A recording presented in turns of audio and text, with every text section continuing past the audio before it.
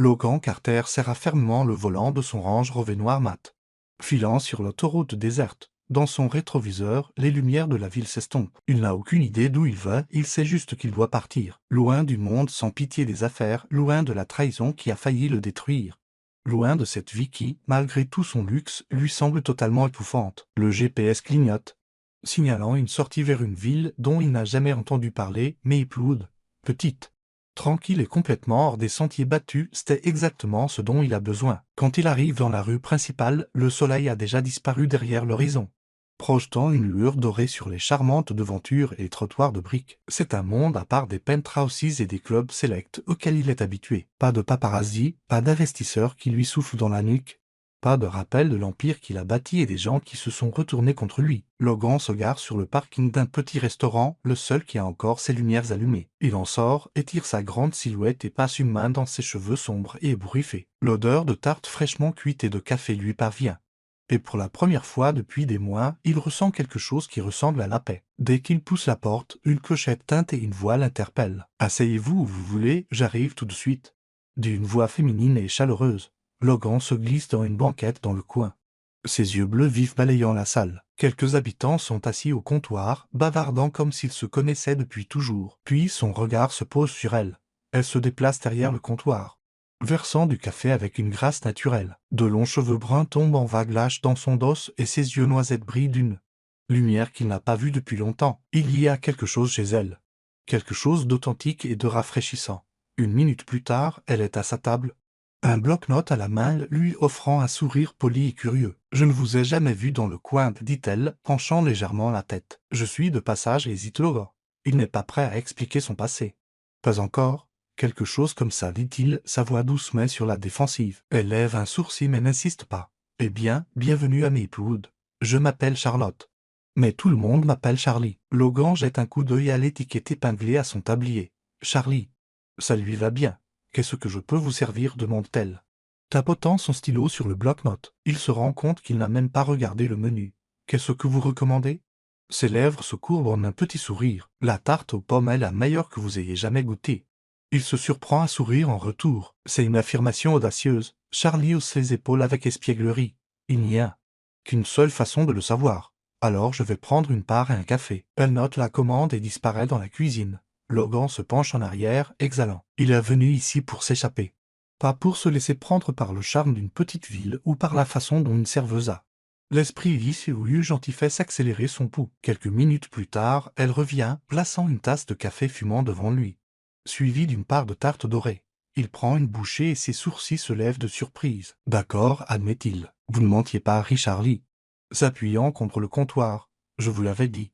Pour la première fois depuis longtemps. » Logan se sent se détendre. Le poids du passé est toujours là, mais dans cette vie tranquille, avec cet inconnu qui ne sait pas et ne se soucie pas de qui il est. Il ressent quelque chose d'inattendu. Peut-être que fuir ne signifie pas être seul. Logan se retrouve à retourner au restaurant le lendemain matin sans vraiment savoir pourquoi. Peut-être que c'est le café, peut-être que c'est la tarte, ou peut-être que c'est la façon dont Charlie l'a regardée, curieuse mais pas intrusive, gentille mais pas envahissante. Il pousse la porte, le tintement familier de la clochette retentissant alors qu'il entre. La foule du matin est clairsemée. Juste une poignée d'habitants sirotant leur café et feuilletant des journaux. Charlie est derrière le comptoir, le dos tourné alors qu'elle remplit une nouvelle cafetière. Elle a dû sentir sa présence, car elle jette un coup d'œil par-dessus son épaule.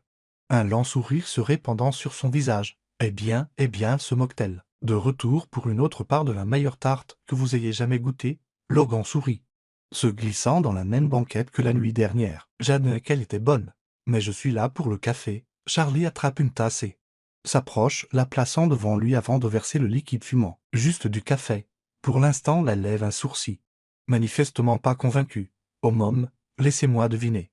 Vous restez en ville pour un petit moment? Logan hésite. Il n'avait pas prévu de rester. Il avait l'intention de conduire jusqu'à la prochaine ville, puis la suivante, jusqu'à ce qu'il trouve une solution au désordre qu'il avait laissé derrière lui. Mais quelque chose à Maplewood rend le départ difficile. Oui, dit-il finalement, pour un petit moment. Charlie s'appuie sur le comptoir. L'étudiant. Vous n'avez pas l'air d'être le genre petite ville. Et quel genre j'ai l'air d'être? Elle incline la tête, ses yeux se plissant légèrement. Le genre qui est habitué aux costumes chers et aux jets privés, mais aussi le genre qui a l'air d'avoir besoin d'une pause. Le sourire de Logan faiblit. Elle n'a pas tort. Vous êtes toujours aussi doué pour lire les gens. Charlie hausse les épaules. Ça vient avec le travail. On apprend à reconnaître quand quelqu'un fuit quelque chose. Les doigts de Logan se resserrent. Autour de la tasse de café, il aurait dû être agacé qu'elle le voie à travers si facilement, mais au lieu de cela, il ressent autre chose, un étrange sentiment de soulagement. Il n'a pas à répondre et Charlie n'insiste pas. Au lieu de cela, elle change de sujet, se lançant dans une histoire légère sur un client qui a un jour essayé de commander des sushis au restaurant. Logan se surprend à rire, ce qui est rare ces jours-ci. Pendant les jours suivants, il continue de revenir, le matin pour le café, le soir pour le dîner.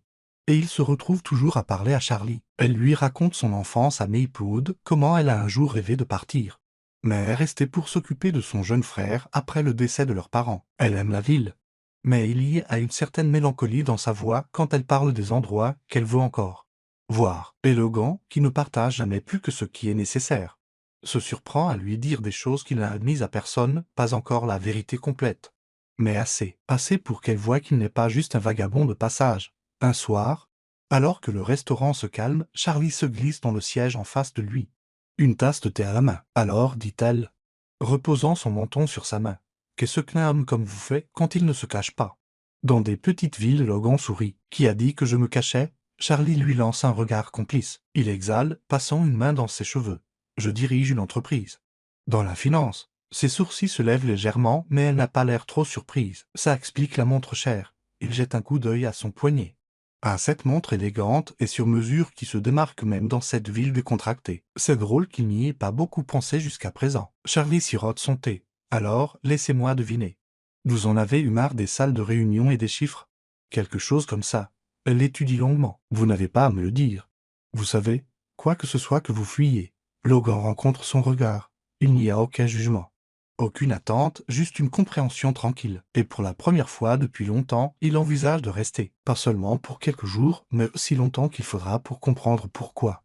Quand il est avec Charlie, le poids sur sa poitrine ne semble pas si lourd. Les jours à Maplewood se transforment en semaines et avant que Logan ne s'en rende compte, il s'était installé dans un rythme dont il n'avait pas réalisé qu'il avait besoin. Les matins au restaurant avec Charlie, les après-midi passés à errer dans les rues tranquilles, les soirées à retourner à sa petite cabane louée à la lisière de la ville. C'est une vie si différente de celle qu'il a construite, une vie sans appel téléphonique constant. Réunion du conseil d'administration et la pression toujours présente d'être Logan Carter, PDG milliardaire. Ici, il est juste un homme qui boit trop de café et s'assied dans la même banquette du coup à chaque matin, écoutant Charlie parler de sa journée. Mais la réalité a une façon de revenir. Logan est assis au comptoir un soir, regardant Charlie se déplacer dans le restaurant avec une aisance naturelle. Elle lance une remarque enjouée à un habitué âgé, rit en équilibrant un plateau d'une main et lui envoie ce sourire qui est devenu le point culminant de sa journée. Et puis son téléphone vibre. Logan hésite avant de le sortir de sa poche. Il ne l'a pas touché depuis des jours, évitant délibérément le monde extérieur. Mais dès qu'il voit le nom sur l'écran, l'illusion de la paix se brise. Ethan gêne son partenaire d'affaires, ou plus exactement, l'homme qui l'a trahi. Logan serre la mâchoire mais répond. Carter, la voix d'Ethan arrive, douce calculatrice. Il a fallu du temps pour décrocher. Qu'est-ce que tu veux? La voix de Logan est froide. Tu ne peux pas sérieusement penser à tout abandonner. Logan regarde autour du restaurant.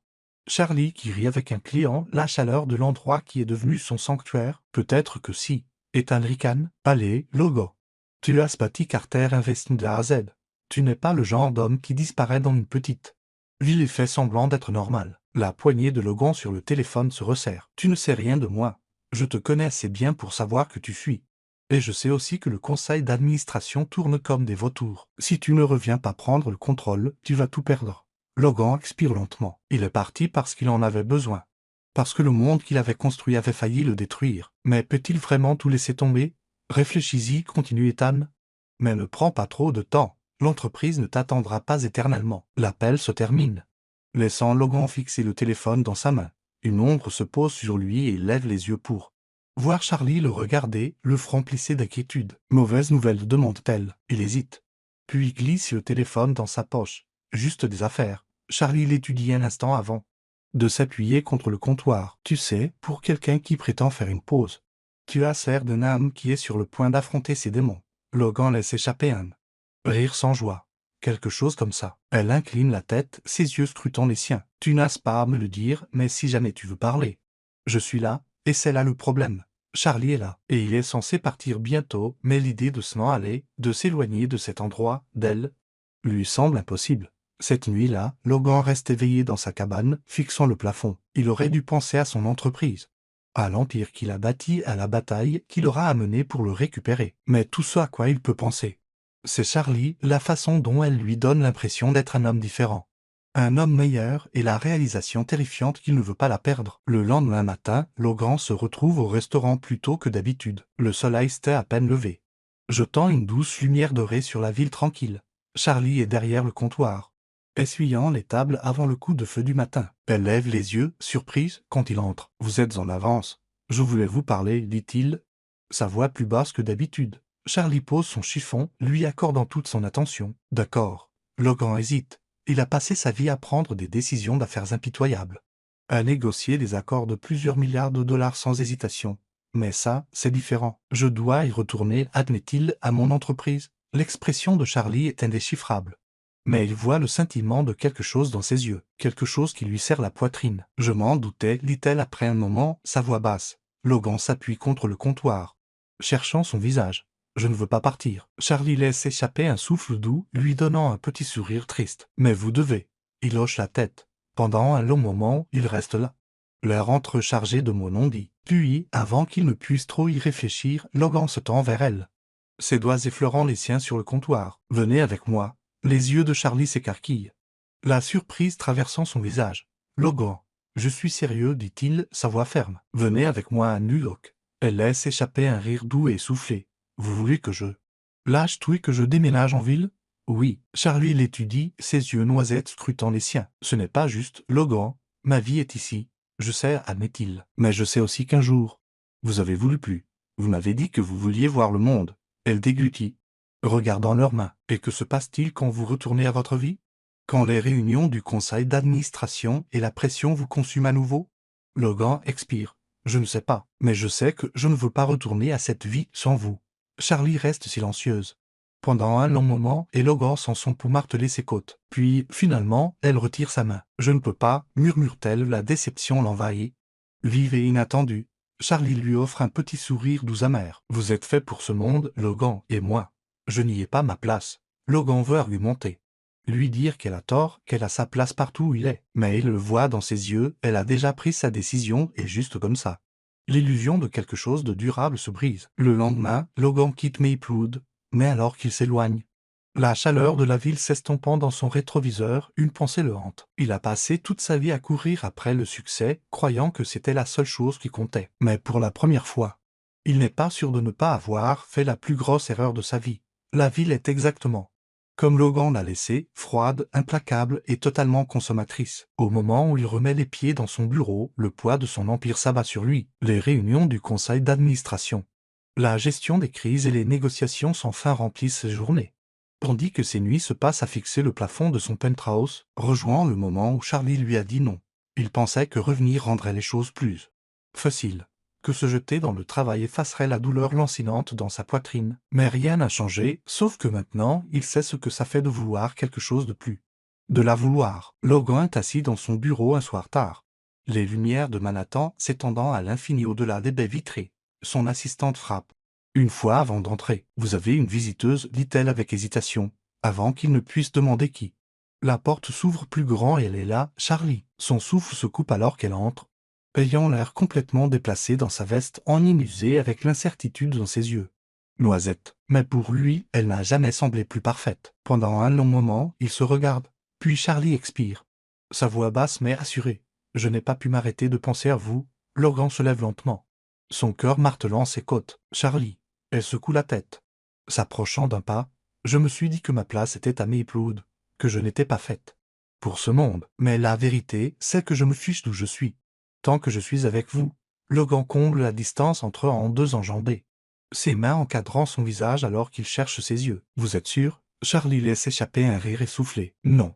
Mais je sais que la seule chose plus effrayante que de partir était l'idée de ne plus jamais vous revoir. » Quelque chose à l'intérieur de Logan s'ouvre grand. Sans un mot de plus, il l'embrasse. Ce n'est pas un baiser prudent. C'est désespéré, douloureux. Le point culminant de semaines passées à faire semblant de pouvoir vivre sans elle. Charlie se fond contre lui, ses doigts s'emmêlant dans sa chemise alors qu'elle l'embrasse avec tout autant d'urgence. Quand ils se séparent enfin, Logan pose son front contre le sien. Vous n'avez aucune idée à quel point j'ai voulu ça. Charlie sourit, ses mains toujours accrochées à sa veste. Je pense que j'ai une petite idée. Logan laisse échapper un rire tremblant avant de la serrer dans ses bras, la tenant aussi fort qu'il le peut. Je ne vous laisserai pas regretter ça. Je sais, murmure-t-elle, et pour la première fois depuis des semaines. Logan a enfin l'impression de pouvoir respirer. La transition n'est pas facile. Charlie n'est pas habitué au flash des caméras, aux fêtes fastueuses, au monde à enjeux élevés dans lequel Logan évolue si facilement. Mais il est patient, la guidant à travers tout cela, la gardant toujours près de lui. Et Charlie, la féroce et têtue Charlie refuse de laisser la ville la changer. Elle le fait toujours rire quand il s'y attend le moins. Le défie toujours d'une manière que personne d'autre n'ose. Et quand la pression de son monde menace de l'engloutir, elle est là pour le ramener sur terre. Un soir, alors qu'ils sont sur le balcon de son penthouse, Charlie regarde la ville scintillante. Puis il le regarde. Je ne veux pas me perdre dans tout ça. Logan lui prend le visage dans ses mains. Son regard assuré. Vous ne vous perdrez pas. Je ne vous laisserai pas faire. Elle cherche ses yeux avant de hocher la tête, comme si elle le croyait. Les mois passent et Logan se surprend à faire quelque chose qu'il n'aurait jamais cru possible. Bâtir une vie qui ne tourne pas seulement autour du pouvoir et du succès. Il se réveille avec Charlie qui lui vole les couvertures. Passe les week-ends à l'emmener dans les petits cafés qu'elle aime. La regarde se tailler une place dans cette ville qui lui semble autrefois si étouffante. Et puis un soir, alors qu'il se promène dans Central Park, Logan s'arrête au milieu du chemin. Charlie lève les yeux vers lui, confuse. Quoi, il prend une profonde inspiration, cherchant dans sa poche. Les yeux de Charlie s'écarquillent alors qu'il sort la petite boîte en velours. Logan se met à genoux, son cœur battant la chamade. Je n'ai jamais pensé que je trouverais quelqu'un qui me donnerait envie de plus que du succès. Quelqu'un qui me ferait réaliser que rien de tout cela n'a de sens sans elle. Le souffle de Charlie se coupe. Logan déglutit, sa voix rauque. Je vous aime, Charlie, plus que je n'aurais jamais cru pouvoir aimer quoi que ce soit. Et je ne veux pas d'une vie où vous n'êtes pas. Il ouvre la boîte, révélant une bague magnifique. Simple, élégante, parfaite. M'épouserez-vous? Les lèvres de Charlie s'entr'ouvrent, ses yeux brillants de larmes contenues. Pendant un moment, elle ne dit rien, le fixant avec une expression qu'il ne peut pas tout à fait déchiffrer. Puis, lentement, un rire larmoyant lui échappe. Vous ne faites vraiment rien à moitié, n'est-ce pas? Logan sourit, son cœur s'emballant. Pas quand il s'agit de vous. Charlie prend une respiration tremblante avant de hocher la tête, son sourire s'élargissant. Oui, le mot est à peine sorti de sa bouche que Logan est déjà debout, la serrant dans ses bras. Elle rit contre ses lèvres alors qu'il l'embrasse, s'accrochant à lui comme si elle ne le lâcherait jamais, et Logan sait, sans l'ombre d'un doute, que c'est la meilleure décision qu'il ait jamais prise. La ville n'a jamais semblé être une maison. Jusqu'à maintenant, le mariage n'a rien à voir avec les affaires somptueuses de la haute société auxquelles Logan a assisté tout au long de sa vie. Il n'a pas lieu dans une grande salle de bal ou un hôtel 5 étoiles. Il n'y a pas de liste d'invités exclusives, pas de frénésie médiatique pour capturer chaque détail. Au lieu de cela, il se déroule au cœur de Maplewood, dans le jardin de la petite auberge où travaille le meilleur ami de Charlie. Des guirlandes lumineuses sont suspendues entre les arbres, projetant une lueur dorée sur le rassemblement intime. C'est simple, c'est parfait. Logan se tient au bout de l'allée, vêtu d'un smoking noir classique. Ses traits marqués adoucis par quelque chose de rare, de pur, de bonheur non gardé. Il a passé des années à croire que l'amour était une distraction, une gêne qui n'avait pas sa place dans la vie qu'il avait construite. Et pourtant, il est là, attendant la seule femme qui lui ait jamais fait remettre tout en question. Puis il la voit. Charlie entre par la petite arche, son bras lié à celui de son jeune frère. Elle porte une robe blanche fluide qui épouse sa silhouette avant de s'évaser comme quelque chose sorti d'un rêve. Ses cheveux bruns foncés sont attachés, quelques mèches lâches encadrent son visage. Et quand elle croise son regard, Logan sent quelque chose se serrer dans sa poitrine. Elle est à couper le souffle, mais plus que ça, elle est à lui. Alors qu'elle marche vers lui, Logan sent le poids du passé se lever complètement. Les années d'ambition impitoyable, de sacrifice de tout pour le succès. De croire que l'amour n'était pas fait pour des hommes comme lui. Tout cela s'évanouit dans l'insignifiance, parce que ce moment, cette femme, est la seule chose qui compte. Quand elle arrive près de lui, il prend ses mains, sa prise ferme, comme pour s'assurer qu'elle est réelle. L'officiant parle, mais Logan entend à peine les mots. Toute son attention est sur Charlie. La façon dont ses yeux noisettes scintillent de larmes contenues. Le léger tremblement dans ses doigts. La façon dont elle lui sourit comme si elle n'avait jamais été plus sûre de rien dans sa vie. Et quand vient le moment de parler, la voix de Logan est ferme, mais chargée d'émotion. J'ai passé toute ma vie à courir après le succès, croyant que ce serait suffisant, admet-il, son pouce effleurant ses jointures. Mais ensuite je vous ai rencontré et j'ai réalisé que rien de ce que j'ai bâti, rien de ce que j'ai accompli, n'aurait jamais de sens si vous n'étiez pas là pour le partager avec moi. Vous avez pris un homme qui pensait tout avoir et vous lui avez montré ce que ça signifie. Vraiment d'avoir quelque chose qui vaut la peine d'être gardé. Charlie prend une respiration tremblante, serrant ses mains. Je n'ai jamais pensé que je quitterais Maplewood. Je n'ai jamais pensé que j'aurais ma place ailleurs. Mais puis vous êtes entré dans mon restaurant et soudain, rester m'a semblé la chose la plus difficile au monde. Parce que vous n'étiez pas juste de passage, Logan, vous avez tout changé. Vous m'avez fait croire en plus. Logan déglutit difficilement, sa poignée se resserrant. L'officiant sourit, par le pouvoir qui m'est conféré. Je vous déclare maintenant mari et femme. Un lent sourire se répand sur le visage de Logan. Enfin rit Charlie, puis ses lèvres sont sur les siennes. Le monde autour d'eux disparaissant dans un moment de joie pure et non filtrée. Les applaudissements éclatent, mais tout ce que Logan peut sentir, c'est sa chaleur. Ses mains qui serrent sa veste, son cœur qui bat contre le sien. Quand ils se séparent, Charlie sourit, ses yeux brillants. Vous l'avez fait. Vous avez survécu à un mariage de petite ville. Logan sourit, écartant une mèche de cheveux de sa joue. Je survivrai à n'importe quoi pour vous. La réception est un flou de rires, de danses et de baisers volés. Logan n'a jamais vu Charlie rayonner comme elle le fait cette nuit-là. Entouré des gens qui ont façonné sa vie, partageant maintenant ce nouveau chapitre. Quelque part entre la première danse et la découpe du gâteau, elle l'éloigne. Ses doigts s'entrelaçant avec les siens. « Venez avec moi », murmure-t-elle, et la suit sans hésitation, s'éloignant de la foule. Il marche devant les lumières scintillantes, à travers les rues calmes de Maplewood, jusqu'à ce qu'ils atteignent le restaurant, l'endroit où tout a commencé. Charlie déverrouille la porte, le faisant entrer. L'enseigne au néon projette une douce lueur sur l'espace vide, le rendant presque surréaliste. Elle se tourne vers lui, son expression indéchiffrable. « Je voulais venir ici une dernière fois avant que nous partions. » Logan la regarde attentivement. « Charlie. » Elle expire, passant une main sur le comptoir. « Cet endroit a été mon monde entier pendant si longtemps, c'était sûr. Familier, mais ensuite vous êtes entré et soudain j'ai voulu plus. » Il s'approche, lui prenant le visage dans ses mains. « Vous n'avez pas à abandonner ça si vous ne voulez pas. » Elle sourit, secouant la tête. « Je n'abandonne pas.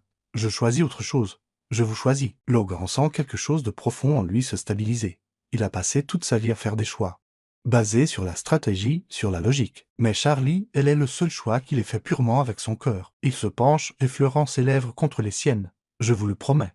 Charlie, peu importe où nous allons, peu importe ce qui se passe, vous ne le regretterez jamais. » Elle sourit contre ses lèvres. « Je le sais déjà. » Et alors qu'il l'embrasse à nouveau, dans le calme du restaurant où tout a commencé, Logan sait sans l'ombre d'un doute que c'est le seul marché qu'il ait jamais conclu qui ait vraiment compté.